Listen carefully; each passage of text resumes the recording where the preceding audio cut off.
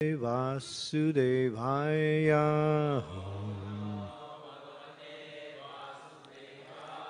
Om Namo Bhagavate Vasudevaya.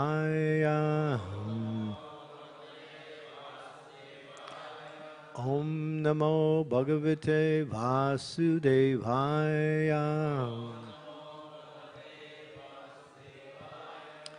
So reading from Canto 11, Chapter 7, entitled Lord Krishna Instructs Uddhava. This is text number 8. Pumsam yuktasya nanartaho. Pumsa yuktasya nanartaho. Brahma saguna dosya bahak. Brahma saguna dosa bhak. Karma karma vikarmeti. Guna dosa dio bida. Pumsa yuktasya nanartaho. Brahma saguna dosha bhak. Karma karma karmarmeti. Guna dosa dio bida. Pumsam yuktasya narnartaho. Brahma saguna dosha bhak. Karma karma vikarmeti. Guna dosha dio bida.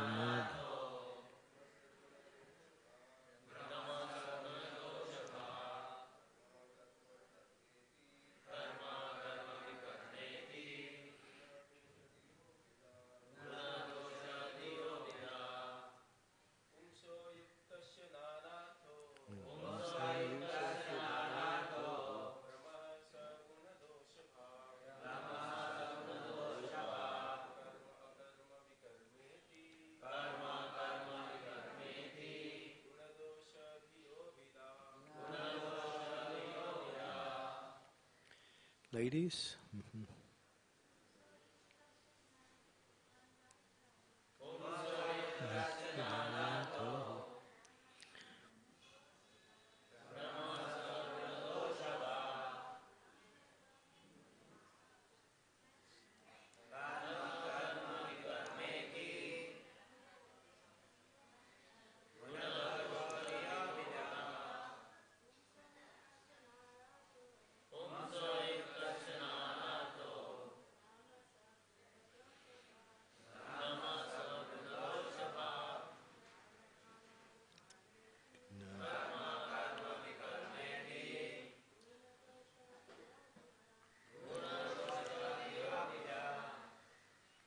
Anyone else? Pums, please, go ahead.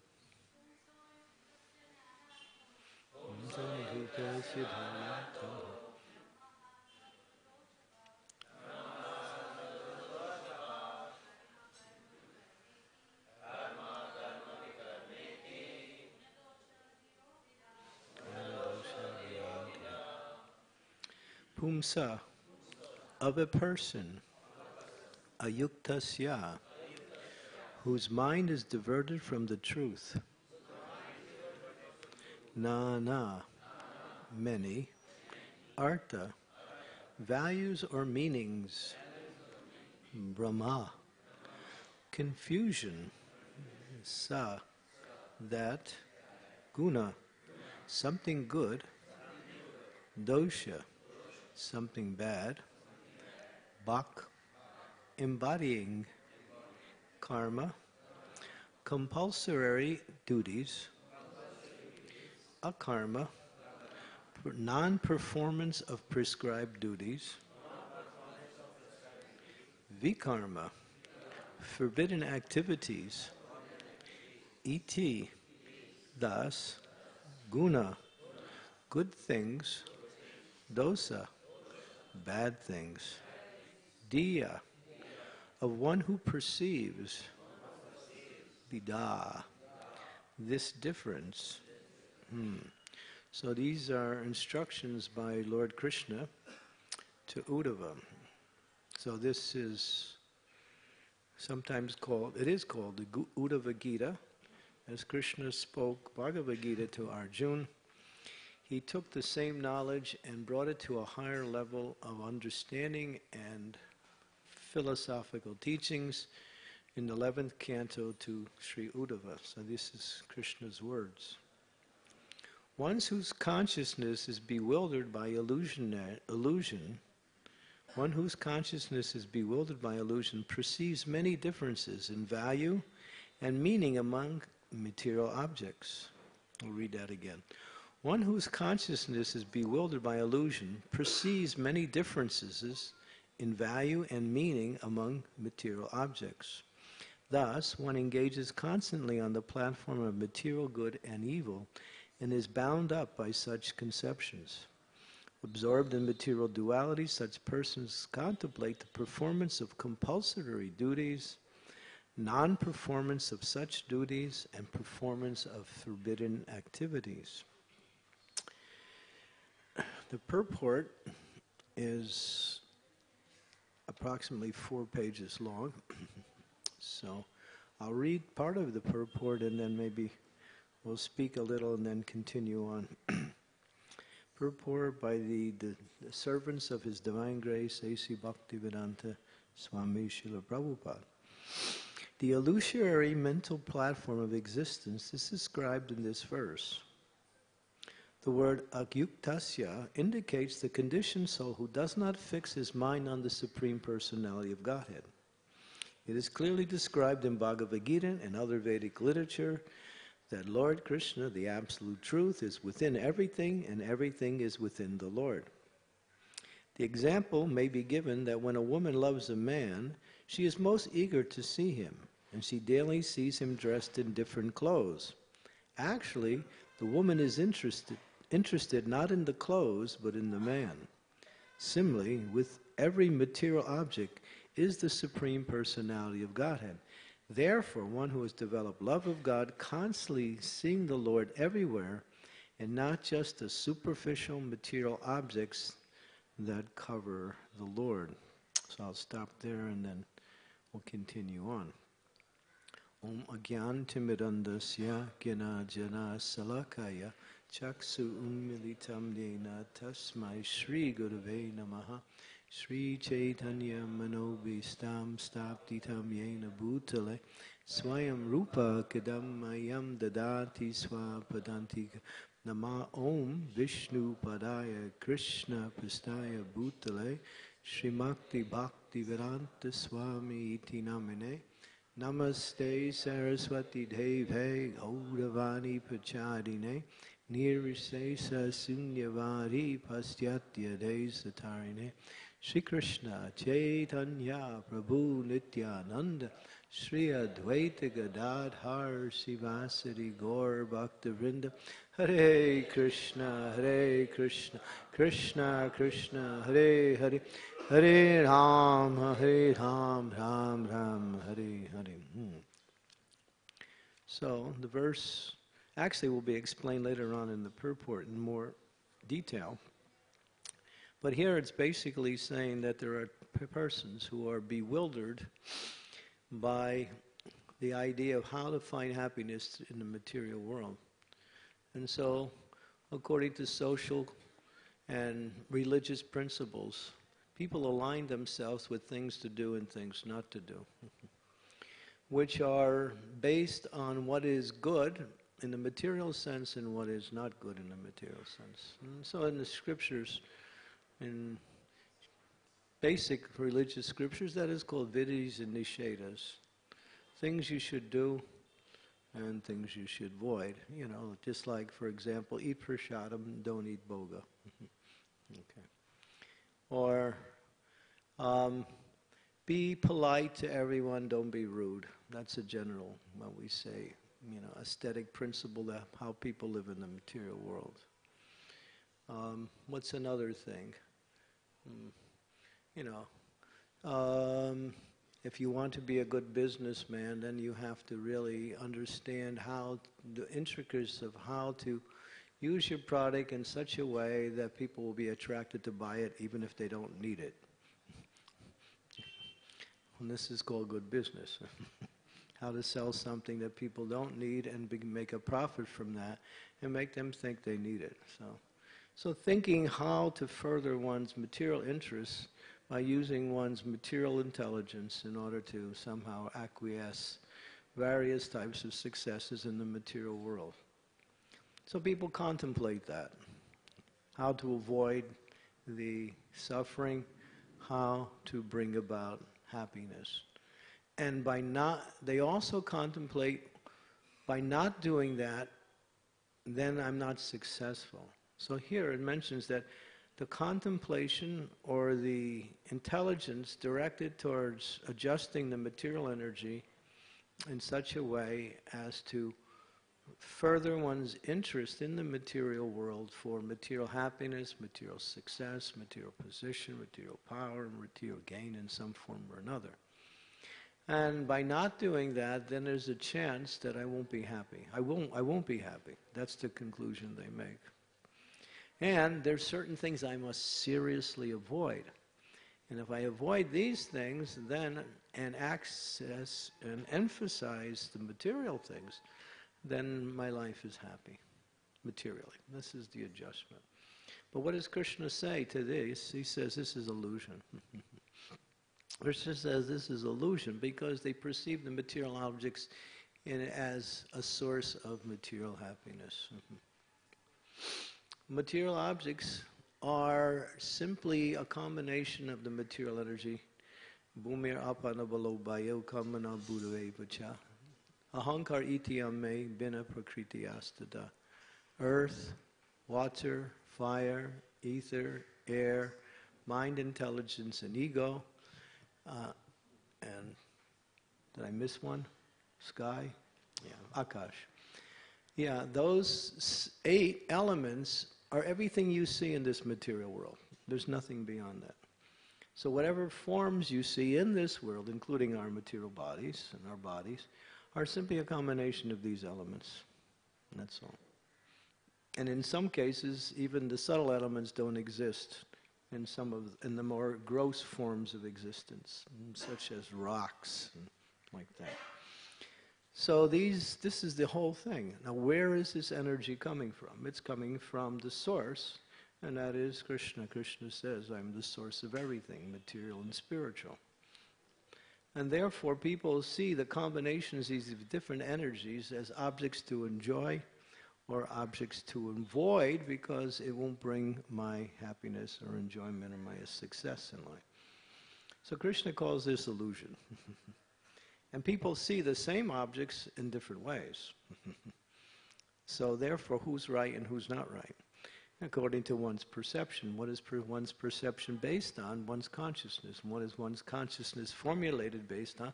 One's desires. And how one's desires are developed according to one's activities in previous and present lives. So you take all this and you put it all together, and this is the grand illusion. So that's why we call this world an illusionary energy, because it's perceived in a certain way which is completely different. First of all, the basic principle, it's not enjoyable by the living entity. Krishna says, Bhoktaram yagya tapasam sarvaloka mahesharam suhidam sarvabhutanam nyatamam shantam rijtiti. This energy is my energy. What is that? Maya dakshena prakriti suyate sacharacharam hetunana nikonte evyavyat vivar vipartante. So Krishna emphasizes over and over, and also the acharyas emphasizing Krishna's statements, explain to how this material energy is working. It's only working in one way. by the direction of the person who brought it into existence, the Supreme Personality of Godhead. And here, this is the important part in this first part of the purport, it mentions that that behind the material energy is the hand of the Supreme Personality of Godhead, both directing it and actually it's simply a material form, and it always changes. So the energy is not actually real because it's always changing. That's why we call it illusionary energy. But we call it an illusionary energy. Why? Because there's another reason. Because it's not, you can't enjoy it, but you think you can. You think you can control it, but you can't control it. So this is where the illusion comes. So the illusion is in two aspects. One, it's not what you perceive, and two, it's not meant for your enjoyment and control. As soon as you try to control the material energy, what happens? You get controlled by it. Because there's a more powerful controller behind that material energy, and that's the person who created the material energy. And Krishna says it works in under my direction. So here, a nice analogy is used.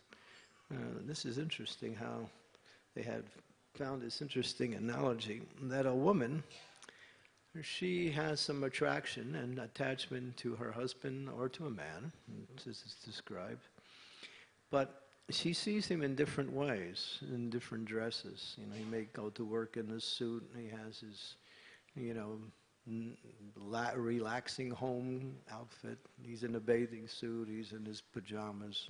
In other words, he may dress in different ways. But her attraction is not so much, or not maybe even here, for the external dress of the person, but for the person. So this analogy is really clear. It says that what we're attracted to in the material energy is actually the form of Krishna behind the material energy. So actually, the material energy is a manifestation of Krishna's material form, that's all, in a form of his energy, which makes up this material existence. So one who sees that behind the material energy, or the person who is controlling it, is actually the Supreme Personality of God. It actually sees. And it's explained that one who develops pure Krishna consciousness may see the forms of this world, but they actually see the form of Krishna within that. In other words, they have reached pure spiritual consciousness. So a devotee knows that this material energy cannot be controlled and cannot be enjoyed. That's step one. When we understand that, then it's easy to make progress in devotional service. It's easy to make progress in devotional service. So still, why do we make an effort to use the material energy, but using the material energy for the service of the Lord. So it is explained that one, no matter what one performs, if one dedicates one's activities to the service of the Lord, whatever one's position is, within ashram or within social and what we say day-to-day life in this material world, then that brings one's consciousness to a higher stage of existence. That'll be explained later in this particular verse, in this purport. So it's about Krishna, it's not about manipulating the material energy or using the material energy in the service of the Lord, and that is perfection. Prabhupada would say there is those people who see the material energy as a source of misery, or they simply see the material energy is causing them so many difficulties in life, and therefore they want to renounce all material activities and simply meditate, or various types of meditation or study of the scriptures, neti, not this, not that. In other words, simply to somehow or other remove themselves from the activities of the material energy through this idea of renunciation. But that is false, because no one can renounce anything. because it's not yours to renounce in the first place. And the second place is that is actually real renunciation means to accept ananatar saksa visayan yeyujam upayunjate nirbande Krishna sambandhi yukta vairagya uchjate. So Rupa Goswami explains that real renunciation or actual renunciation, sometimes we use the word complete renunciation, means to see everything in relationship to the Lord and use that. That's Krishna consciousness. But then there is more. So we'll read a little bit more in the purport. The word ayuktasya in this verse indicates one who has not come to the stage of reality. That means one who does not see Krishna with everything and in anything. Such a person, being deprived of loving devotional service to Krishna, attempts to enjoy the innumerable forms and flavors of material existence. This temporary illusionary engagement is not the constitutional function of the bewildered living entity, who remains without any awareness of the ultimate reality, the Supreme Personality of Godhead.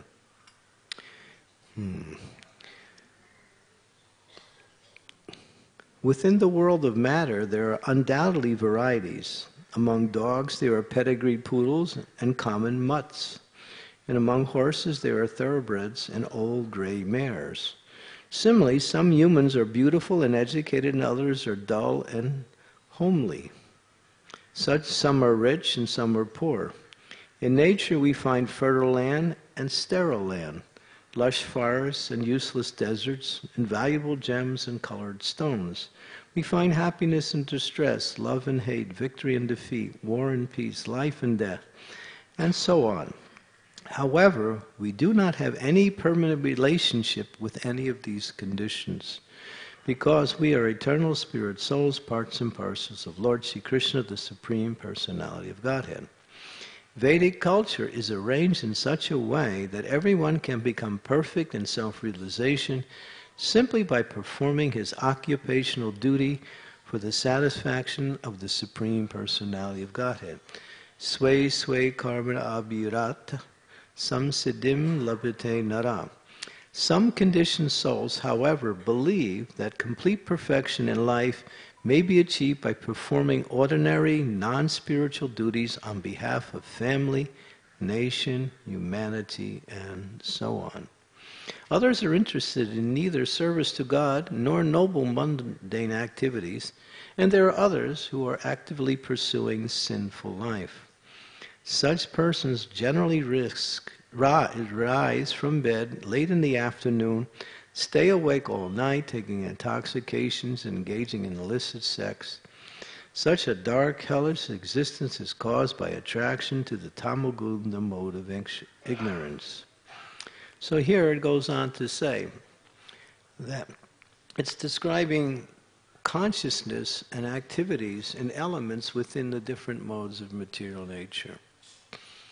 So people judge things by what is materially good and materially not good. How do devotees see things good and bad in terms of the material energy? Or just in general, what is beneficial for my advancement in Krishna consciousness and what is not? So Srila Sanatana Goswami says, Anukulena Krishna, Anukulena and Pratikul. What is favorable for my devotional service, I accept. What is unfavorable, I reject. So that's a big subject. How do we get into that? How do we understand what is favorable, and we have some general principles that we live by, but the day-to-day life, even the small little interchanges between us and the material energy, or between us and other living entities, require that consciousness of seeing what is favorable and what is not favorable. And that's where the real test is, to apply that principle in all activities of life. So there's where the guidance of the spiritual master goes on. But here, it also explains that there are two kinds of people in household life. There's the two kinds of pious householders, actually.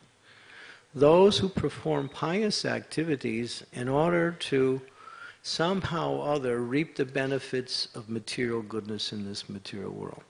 To have a nice family, to have a nice relationship with husband and wife, to have a nice home, to have a good bank balance, to have, wonderful children who are successful in material life. We hear that all the time, right? Especially, if my child is not successful. I remember I was in London and I was being driven around from one place to another, and we were talking about how people come before the deities and pray, my dear Lord, this is my situation, can you help me, and I'll give some donation. So one story was related to me. One lady, she went before the deities, Sri Radha, Gokulananda, Sitaram, Lakshman, Hanuman, and Gornitai in London, and she was praying, my dear Lord, my child has 10 subjects in school. Please let him get all A's. So the result was the boy got 9 A's, not 10. The lady was distressed. She went back, she said, my dear Lord, I prayed for 10 A's and you only gave him 9. You didn't really hear my prayer. You must have been diverted at one time during my prayer, but please don't do it again. Anyway, the point is that she was so determined to get her prayer answered. Why? Because obviously she wants her son to have the best, but so she's approaching the Supreme Personality. So people approach the Lord and offer puja, worship, and even some seva. Why? To further their material happiness or success in life. That is not bhakti. That is karma yoga at best. Bhakti yoga really means to actually serve the Lord for the pleasure of the Lord. So though there's another class of householders who engage all their household paraphernalia and whatever else they have in life for the service of the Lord. So they live a pious life and they follow all the rules and regulations of proper grihastha life. But their goal ultimately is to make their family Krishna conscious, make themselves Krishna conscious. So you see there's two kinds. One who approaches, both approaching the Lord, but one is approaching for better material situations, and one is approaching the Lord to become Krishna conscious through that ashram of grihastha life. But both are considered pious. That is the actual description given to both of them. But one still remains within the material world. And the danger within the material consciousness is that even though I'm worshiping the Lord, still, if I don't come to the platform of worshiping the Lord for the pleasure of the Lord, ayabila sita sunya jnana karmana avritam anukulena krishna silanam bhakti uttamam. Srila Rupa Goswami gives the formula how one should direct one's activities in spiritual life. One should perform the activities for the pleasure of the Lord with the desire for the Lord and for the pleasure of the Lord. There are those who perform things for the Lord, but not for the pleasure of the Lord. The Lord is not given pleasure when one approaches the Lord for something material. And then Krishna looks towards his material energy, and if that person is fortunate according to their own understanding, then the Lord will use the material energy to satisfy that person. But they don't get bhakti, nor do they get elevation either. They simply get what they ask for, material happiness, or some form of material happiness. But actually here, it mentions in this verse, in the purport actually, there's a statement I was reminded by Sri Krishna Chaitanya Mahaprabhu, where he says, I can't remember the actual Bengali, maybe somewhere, Advaita, Dvaita, Bhadra, sakale samana, e manda, e brahma, e... He says, some people say this is good, and some people say this is bad. As far as I understand it, this is all bad. Why? Because anything in the material world is of the nature of duality. And duality means if you accept one side, you get the other side. If one is looking for material happiness, that means you're trying to have a coin with one side. Coins have two sides, heads and tails. If you see a coin with two sides and heads, you know it's a fake coin. But the actual understanding is that when we accept material happiness or look for material happiness, the stress is actually coming along automatically. You can't avoid that. That's just the nature of this material world. It's absolute in the sense that the duality is absolute. It's not absolute in the sense that there's absolute goodness. There's no such thing in the material world. But the absoluteness is that there is absolute duality. And so this principle of accepting anything in this material world as good, it simply means that one understands its relationship with the source. That's all. Manaso deho geho yogichu mor arpitu hudalpade nanda kishore. And Bhaktivinoda Thakur gives the formula. Manaso deho geho. My home, my wife, my family, my possessions, my very existence. It belongs to you. Why? Because you created it. I just got a letter from someone. They're suffering from some disease. It's a devotee, a very wonderful devotee, wonderful devotee. But her humility is, I don't want to bother the Lord and try to, use my time to try to heal myself, because, this is like I'm asking Krishna for something. This is, think about this. She doesn't want to make this great effort, which is necessary in this particular situation, to cure herself, because she feels, I should use my time just to serve the Lord. So you might think, well, that's quite, deep in spiritual consciousness. But then I wrote back to her that this is not your body. You might be in it, but it's not you. You're the, what we say, the resident within the body, but the proprietor is somebody different. As Krishna says in the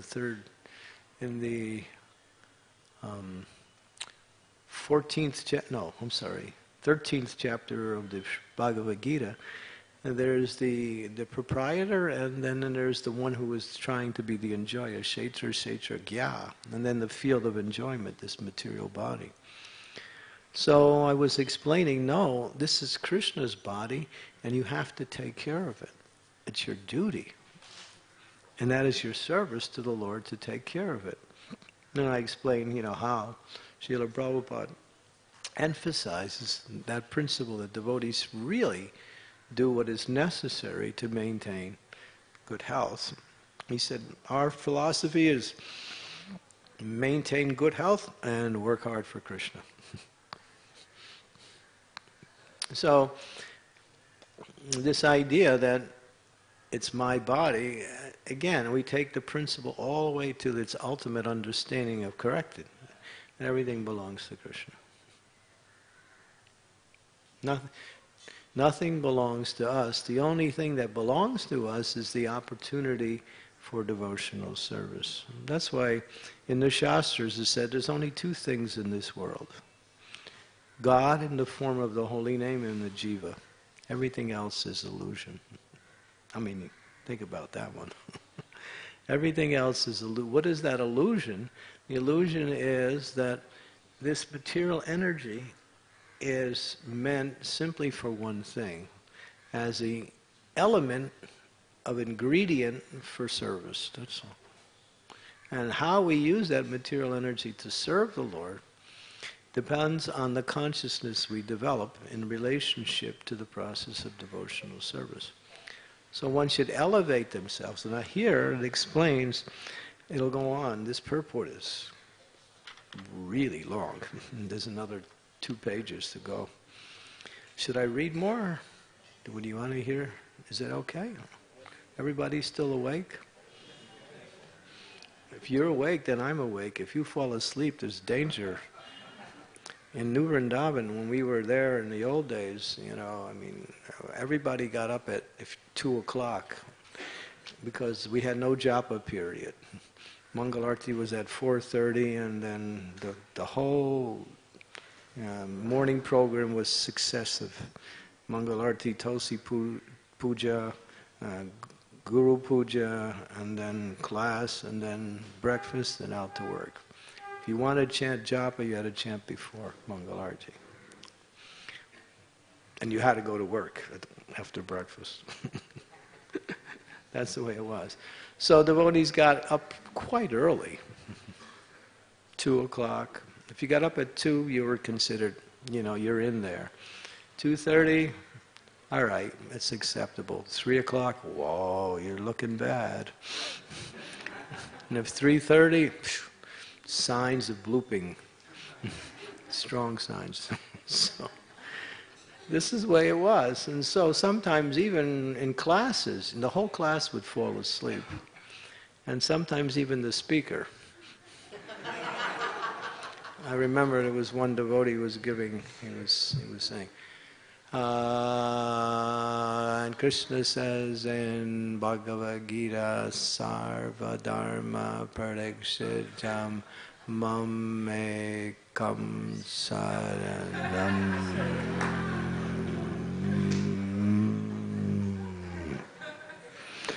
Raja Hum Tvam.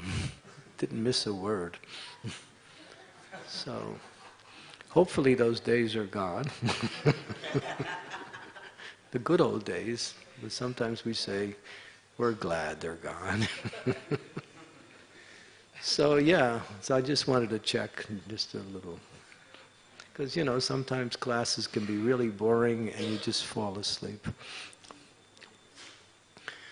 So, it goes on to explain here, and after the devotees explain the different modes of material nature, they go that this material world resembles the waves of a constant flowing river. Therefore, what is a curse and what is a favor? When Chaitanya Mahaprabhu he had refused to let certain pious people come into the kirtan in the house of Srivas Thakur. It was only for those devotees who were really on the highest platform of loving devotion. He was very restrictive. But the pious people knew Mahaprabhu and wanted to come in and be part of the kirtan. And so they weren't allowed. So some of them became unhappy and some of them became upset. So one Brahmin who wasn't allowed in, he was sitting on the bank of the Ganga one day and Mahaprabhu passed by. And Mahaprabhu was walking and he said, "Oh, Nimai Pandit, you're having those nice programs in your home and you're not letting us pious Brahmins in. Therefore, this is not right. Therefore, I curse you." So he took out his Brahmin thread, snapped his thread and said, "I curse you to never enjoy material happiness." Mahaprabhu was ecstatic. He said, "Thank you very much." So, what was he saying? What was Mahaprabhu responding to? He was thinking, yeah, that's a blessing. That's a blessing. So from one perspective, something appears to be a curse, and from another perspective, something appears to be a blessing. We see that in every aspect of life. Some people like it, some people don't like it, some people like... Prabhupada says, if you give pig, some nice sandesh, and he'll just look at it. One devotee was telling Prabhupada that, I took the sandesh and I rolled it in some dirt and then I gave it to the pig and then he ate it. You wouldn't eat it before then. So one man's food is another man's poison. But if you give pig, nice stool, wonderful. Not the stool from GEV, not that, we're not talking about that. That's a whole nother program there. That's elevated stuff. It's nourishing the papayas. Did you see that when you went on? Well, of course, we know there's some process in between. But ultimately, that's, as Radhanath Swami was saying, every time you flush the toilet, you're increasing the fragrance of the flowers. Because the process, I don't want to get into this anyway. This is another story. But anyway, this is ingenuity in its highest form of understanding of how to use the material energy. They tried in the secular society, but they don't come up with the same results. There's no fat papayas. So the point is, what is a curse and what is favorable? What are the heavenly planets and what are the hellish planets? What is actually happiness and what is actually distress? One person might enjoy killing, another person will just, the thought of killing becomes a form of unhappiness. So this is the nature of this world. Because the waves flow constantly, none of them have an eternal effect. So happiness and distress are all temporary. The argument may be given that since in the Vedas there are prescribed and forbidding activities, the Vedas also accept the concept of good and evil within the material world. So the Vedas are giving, there are things that are good and considered evil. The fact is, however, that it is not the Vedas themselves, but the conditioned souls who are bound up in material duality. The function of Vedic literature is to engage each individual in a particular level by which that person is presently situated, which will gradually elevate that person to the perfection of life. So using various types of rules, regulations, and activities, a person is elevated from the mode of ignorance to the mode of passion, from the mode of passion to the mode of goodness, but don't stop there. Sometimes devotees get stuck there. They get stuck in the mode of goodness. And that, what does that mean? That, it's not, I chant when I can. And I also see the deity when I can. And I'm also a nice person. I give in charity and so many things. Sometimes people would come to Krishna Consciousness and say, boy, I was such a nice person when I came to Krishna Consciousness. Now look at me. I'm changed. Well, keep staying in the process. It's not over yet. But the point is that the material mode of goodness is not, it can be a stopgap. And we see those in the higher realms, the demigods and others, see that this is the success. And therefore, although they engage in devotional service, they still have a tendency to want to enjoy and load it over the material energy. Therefore, they're called devas. Prabhupada said something very frightening. When I hear this, I heard it at least 2 or 3 times from devotees in classes. Prabhupada said, many, he didn't say most, he said many of my disciples will achieve Swarga Loka. I said, oh my God, that's horrible. What does Prabodhananda Saraswati say? Akash Pushpayate. That the happiness of material, elevated to the heavenly planets. I mean, it's described as being, everything that you're looking for in this level, on material level, is, accelerated to its extent of so much enjoyment. Prabhupada says, I don't know if I should say this, I won't. Prabhupada explains that, the longevity of life, the enjoyment that one gets from happiness between male and female, it's all accelerated in the higher planets, beyond one's conception. But what does Prabodhananda Saraswati said? Akash Pushpayate. It's another form of illusion. Why? Because it's still based on the body, it's still based on the material world, it's still not based on the reality of one's existence as a pure spiritual being. And it cannot give happiness. It's not Brahma Sokyam. And Prabhupada's discussing this point with his devotees. And in one quite lengthy discussion, Prabhupada's talking about material happiness. And he's saying there's no material happiness. None. And then one devotee says, but Prabhupada, Prabhupada got challenged so many times. But Prabhupada, what about the mode of goodness? We understand from Shastra that the mode of goodness, there is happiness.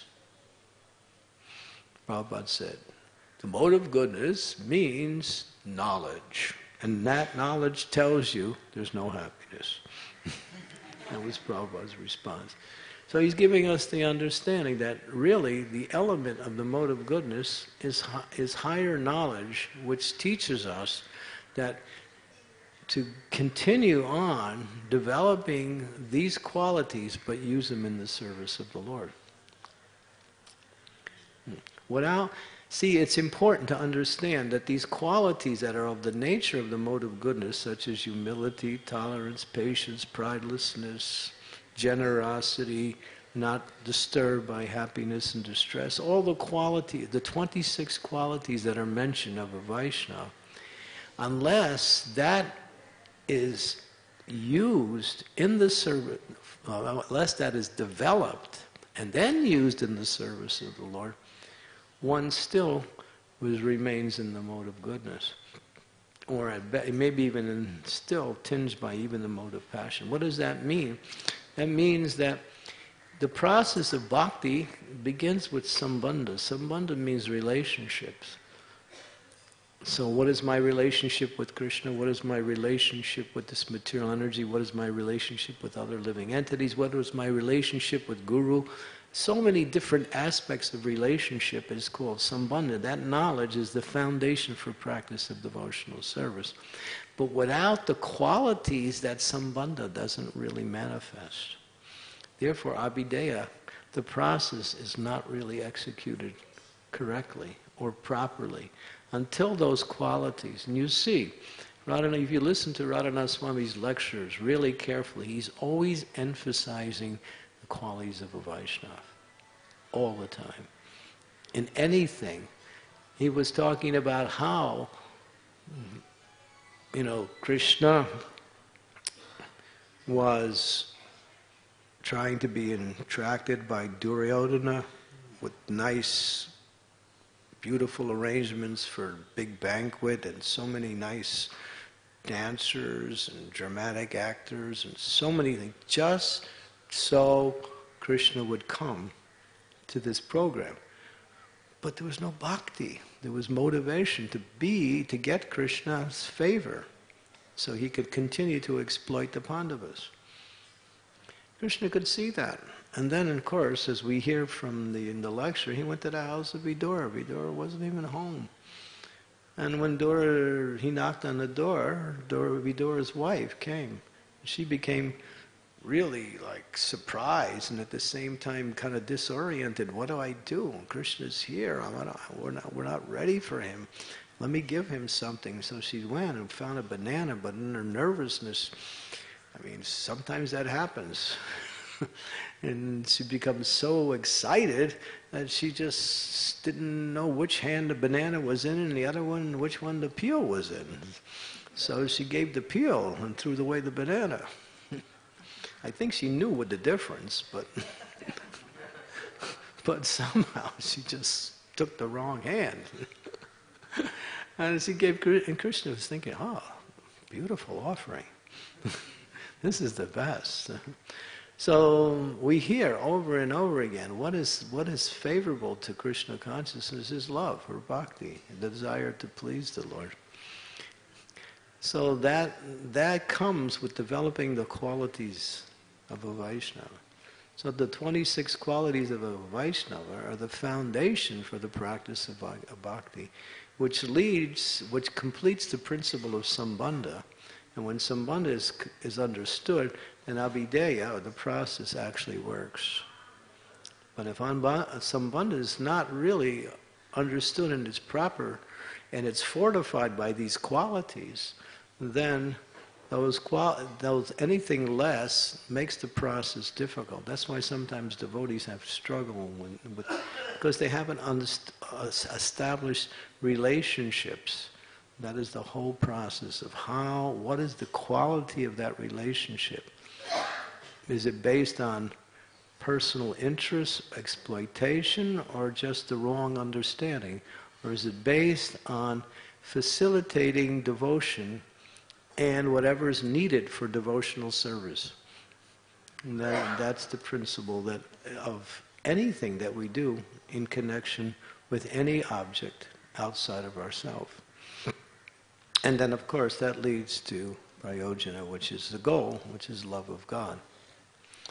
So this is here, it's explained that one can get stuck. And it goes on to explain here that that is an example. If a man desires to travel from New York to London, the New York airport is certainly the most favorable place from which to travel. But if a man misses his plane, he is no closer to London than anyone in New York who did not go to the airport. In other words, the advantage of the airport is meaningful only if one catches the plane. Similarly, the material mode of goodness is most favorable situation from which to move up to the spiritual platform. The Vedas prescribe and forbid various activities to lift the conditioned soul to the material mode of goodness, and from that point one should rise to the spiritual platform by transcendental knowledge. So here, even in being in the right position, but without the right consciousness, it doesn't go. So people get stuck in the mode of goodness. This purport goes on for another page and a half. So I'll stop there. Any questions or comments? Yes, Mataji. People to become Krishna consciousness by our efforts. And we reach out. But sometimes it just doesn't happen. Or, it's almost sometimes throwing ghee on ashes. Nothing comes. But still, the effort, if his effort is made in the mood of trying to please the Lord and to elevate others to Krishna consciousness, that is success. If we're looking for some personal gain, then it's tinged by karma yoga. If we're looking for some gain at all, it's still bhakti, but in a sense that it is not. It's not the highest form of bhakti. I want to do it as nice as I can for Krishna's pleasure. If it doesn't come out nice, then I'm not happy. Or I feel like somehow or other I failed. But Prabhupada was asked the question, how do you know if Krishna is pleased when by what you do? Prabhupada says, you become pleased. You can experience that in the activity you offer. So when Krishna is pleased, then as because we are part and parcel of Krishna, we're never disconnected from Krishna. Although we don't always experience that connection, still when Krishna is pleased, by the activities of devotional service, the devotee becomes happy, becomes peaceful, one becomes satisfied. That's an experience. Does that help? Thank you. Thank you. Yes, Loka.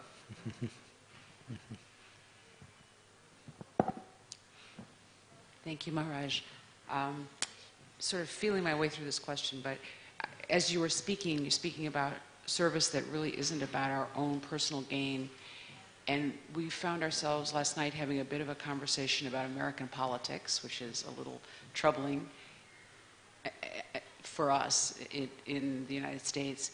And yet when I think about things like American politics or any of the conditions that we see out in the world, and sometimes conversations about social justice, it seems as though that can be a trap, because any work done in that direction is really only temporary and illusory as well, right? Mm-hmm. It's done from an intent or a conversation about it to see that there's, to try to help that situation, but even though it might not be for my personal gain, I might be thinking about it in terms of the gain overall to a community or a society. It doesn't seem, as I listen to your class, as though that it really has a focus, a purpose of pleasing the Lord. It's not really the kind of devotional service that helps us advance. So I'm just curious about your insights, because these things are around us and we know this. Take a look at the world today. You can say it's pretty difficult times around the world. Just to use a small word, difficult. How often do people in the material world try to make a better situation? People are always trying, but still it's difficult. What does it mean? It means you can't do it. You can't adjust material energy to work in such a way. You can follow certain principles that are what we say characteristics of what we say proper behavior and etiquette. That's there. That's called, modern civility, how to behave and how not to behave. Proper etiquette, politeness, concern, philanthropy, all these things. But the United Nations was started simply to bring people together in a more world unity to bring about peace in the world. So they tried that, and that was a noble attempt. But look what it is. It's still a mess. It just doesn't, you can't adjust the material energy to make it work. Some adjustment is there, and then as time goes on, the modes are always competing for each other. So the mode of passion is competing with the mode of ignorance, mode of goodness, compassion, compete. So it's always changing. So in a day-to-day life, we live basically on the principles of proper behavior and what is good and what is not good for advancement in life. In other words, be a nice person. Be, the general qualities of the mode of goodness. But still, as anything in this material world is temporary, and therefore whatever is established will be destroyed again. Mm-hmm. So if you want to make permanent or a more lasting effect, then people have to come to Krishna consciousness, because everything material is external to one's existence, and therefore cannot give real satisfaction and happiness. It's not that we don't give in charity, or we don't, be concerned about people's suffering. It says even a great soul, when they see people suffering in the material world, they feel unhappy. But then we have to understand what is the solution. The solution is not more material adjustments. It's just more you adjust, the more you adjust. Adjustment leads to more adjustments. As Prahlad Maharaj explains, what is that statement? What does he say? If you want to become happy in this material world, do one thing: don't try for happiness. Yeah, that's Prahlad Maharaj. Why? Because he says that any material solution to a material problem is more problematic than this problem. It just leads to another problem. And it's obvious, you can see it. The world is just going on like that. So for devotees, we feel unhappy because of the situation, but at the same time we know the solution is not material adjustments. It's Krishna consciousness. When people become Krishna consciousness, then they can understand their own welfare. As Prahlad Maharaj mentions in the 5th canto, he's praying for everyone to become peaceful. He says, let there be peace in the world. sounds like almost like a political statement. He says, "Let there be peace in the world," but he said, then he ends the prayer. They only can be peaceful when they understand their real self-interest, which is the relationship with Krishna. Then they can be peaceful. So that is what is needed the most. Does that help a little? Yeah. Yes, and just as a follow-up thought, we can notice these circumstances or these situations and use them to help us refocus our attention on Krishna consciousness and on our sadhana. Mm-hmm. Yeah, we can use these to understand that we can become an instrument for God's mercy towards others as we become spiritually stronger. So if you want to make a difference in helping people, the stronger you are, the more you can influence others. Yeah. Yeah. Okay, anything else? Yes, Prabhu.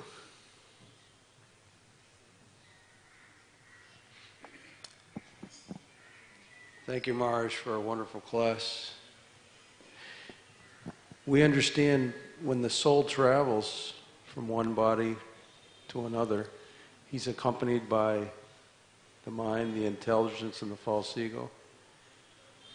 Did you mention that when the soul enters a rock, aren't those subtle? Isn't the subtle body? I mentioned that some elements of the material energy don't have subtle bodies.